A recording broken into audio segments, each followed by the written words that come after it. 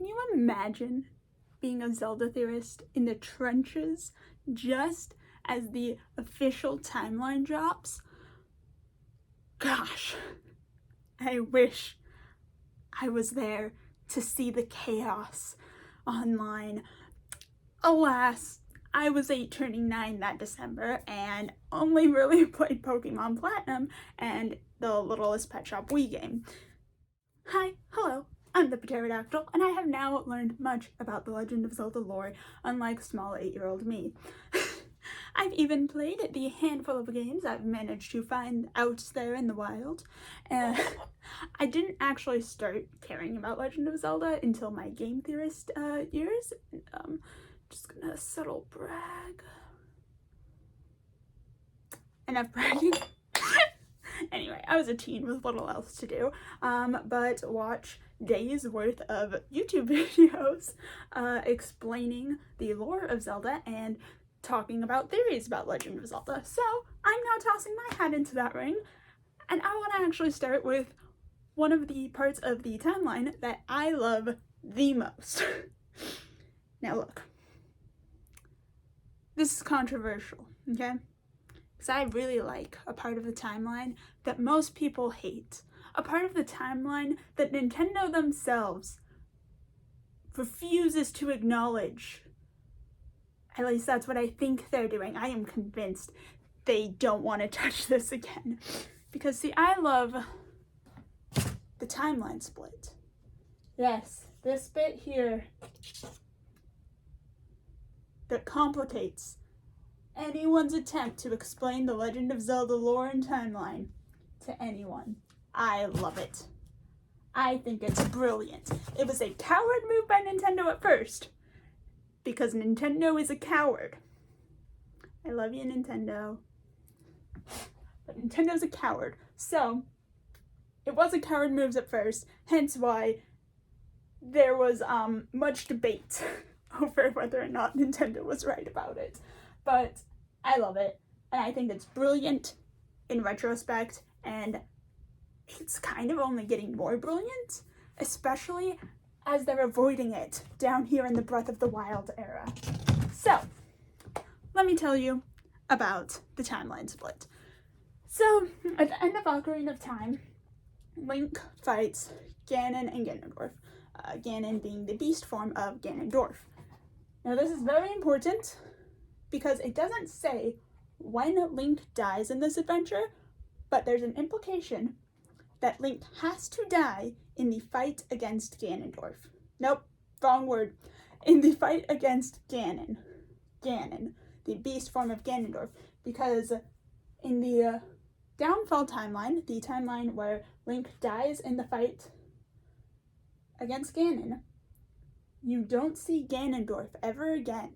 It's only Ganon, implying that when the full Triforce was in his power, Ganondorf was in Beast Ganon mode and was stuck that way.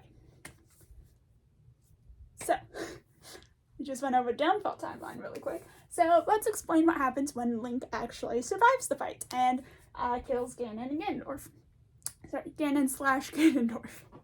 See, the end of Ocarina of Time, Zelda says, oh my gosh, I'm so sorry you had to go through all of this. Let me send you back in time so that way you can relive your childhood. And just go tell the king that, tell him that you have prophecy or whatever and warn him against what's going to happen with Ganondorf. So Link does that. And here's where the second split happens, because the split happens in 2 places. It happens here to get the good ending or the bad ending, and then it happens here at the same time. The good ending splits. Which is very, I don't know what the right word is. It's very brave of you, Nintendo. It's a brave move, because think about it. What other game where you're like, when you lose, you get a whole different timeline worth of games, and when you win, and the implication is that, oh yeah, this stuff over here never happened, that you then have the next game taking place in this place that didn't happen. But it's brilliant, and it's well thought out, because if the events of Ocarina of Time didn't happen, then Zelda could not have sent Link back to relive his childhood, meaning that he wouldn't have the knowledge, therefore it's a paradox. So what it is that the hero spirit is missing from this timeline because it is in this timeline. And it's a spirit again in this timeline because it's dead and waiting to reincarnate. So brilliant bit of work there of thinking out the paradox. Now, that's not why I love the timeline split. The reason I love the timeline split is because the timeline split is the Triforce. Let me explain. So we're gonna start with the downfall timeline, because apparently that's where I like to go first. Look, it's not my fault that the hero of Hyrule and the hero of Legend are my favorites. You can blame Linked Universe for that. I love these boys. I will protect them with my life. Anyway, so over here in the downfall timeline, the Triforce of Powers holder wins. And you can already see where this is going because I color-coded this beforehand. So the wielder of power wins here, and it takes the full Triforce, and that's all you need to know. Power won here. Now let's go over to the good ending. Actually, no, this is the good ending. For being honest, of the timelines, Child is most messed up. So in the adult timeline here, you have Wisdom being the only one left, because Power lost and Courage was sent to a different timeline and therefore split itself. So here you have Wisdom winning. And lastly, we go here to the Child timeline, and here is where Courage wins, because Courage is the first one out, and with its wielder, and it stops everything else from happening. It stops these two from ever winning or being the last one standing. And then there's more. Because I'm nerdy. Because my brain just won't let me stop thinking. There's more.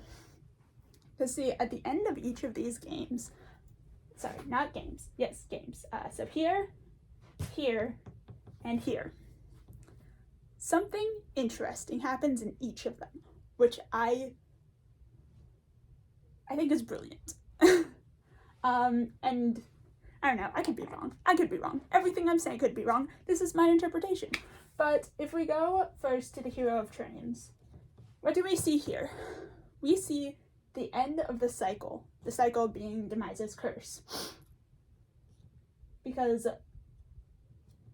Ganondorf is killed, and the spirit that he has, the spirit that is Demise's hatred, is sealed away with him at the bottom of the ocean. And they start a new Hyrule on a different land.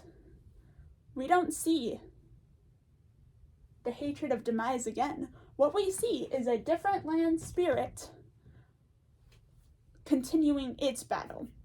Because Spirit Tracks has the battle of the, quote, good spirits and Malladus, the evil spirit.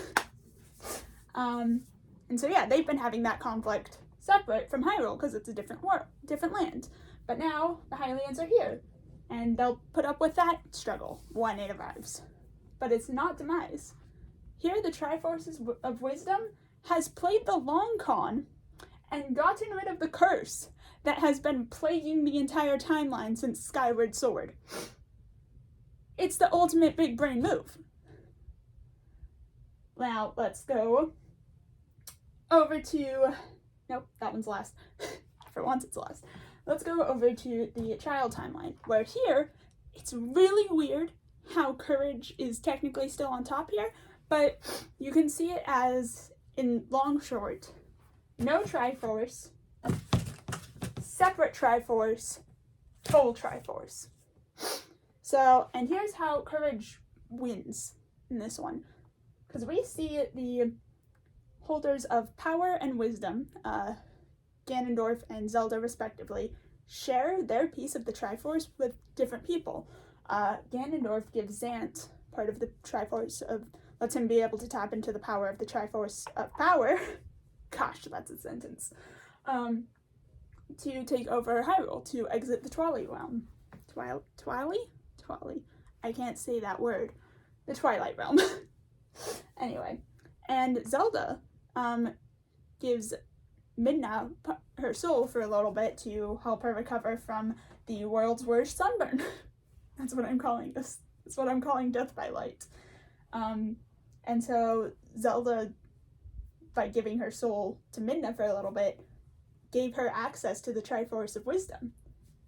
But Link doesn't share the Triforce of Courage with anyone, which makes it interesting that whereas power and wisdom have siphoned their powers between two, courage only has one holder. And I think that's interesting. That's how courage wins. It's continuing the battle, because where else is courage going to shine but in conflict? But it's making sure that it's still the one in power, ironically.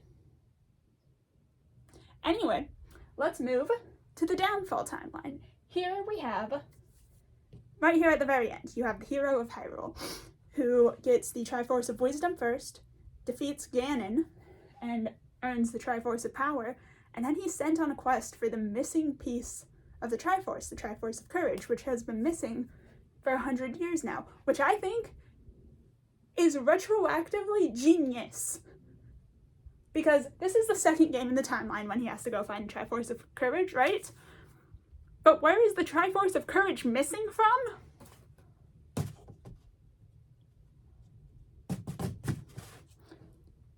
The hero spirit is missing from here, and courage went missing from here. It's brilliant. It's retroactively brilliant. And I don't think they intended that, which makes me angry about how well it lines up. Anyway, so in the end, Link gets the full Triforce. And, well, it's not the first time it's been together. It's the first time it stays together, which is interesting, because it stays together under the power timeline. The power timeline's ultimate goal is to hold the full Triforce, the biggest source of power.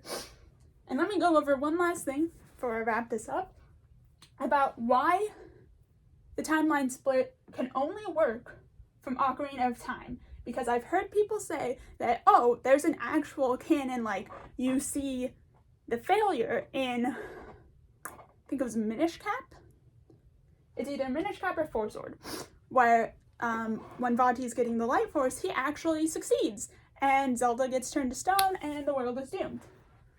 But while we do see that end, and we don't see, like, the downfall of Ocarina of Time, I would like to propose Ocarina of Time is the first time that the Triforce has separated. This is the first time it's been wielded by a user who's not pure of spirit and not balanced in spirit, and so it breaks, allowing the timeline itself to break. When I thought of that, I felt like the biggest galaxy-brained person in the world. Anyway, all of this is great and interesting and why I love the split. But there's one more thing. I lied. One more thing. There's something interesting I've noticed in playing Breath of the Wild and Tears of the Kingdom. I haven't finished Tears of the Kingdom yet, so I could be proven wrong. But, interestingly enough, when asked where Breath of the Wild falls in the timeline, I forgot his name. I don't know names, okay, sorry. But the director of Breath of the Wild was like, we didn't have a timeline in mind. It's up to the player to decide. Which, if you subscribe to Hyrule Warriors, should be canon and converge all the timelines, is fine. And actually brings us back to the connection between the timeline and the Triforce. Because the Triforce is nowhere to be seen in Breath of the Wild or Tears of the Kingdom. Technically speaking, we do see it when Zelda unlocks her sealing power. We see it on her hand, we see its symbol, but it's in Tears of the Kingdom. Now, I could be proven wrong because I haven't finished. I've only done 2 of the boss fights. I did look at all the memories, just in case. But Zelda's sealing power is the power of light. Sounds like the light force to me! Anyway, but no, it's this power of light. It's called the sealing power. It's not said that it's the Triforce. So in the end, by Breath of the Wild, none of this matters. The fact that the timeline split didn't matter, and neither does the Triforce. They've forgotten it. They've forgotten both. And that is the brilliance of the timeline being the Triforce. Thank you, have a great night. Does that mean that Age of Calamity is secretly a reference to the Tetraforce because it splits the timeline again?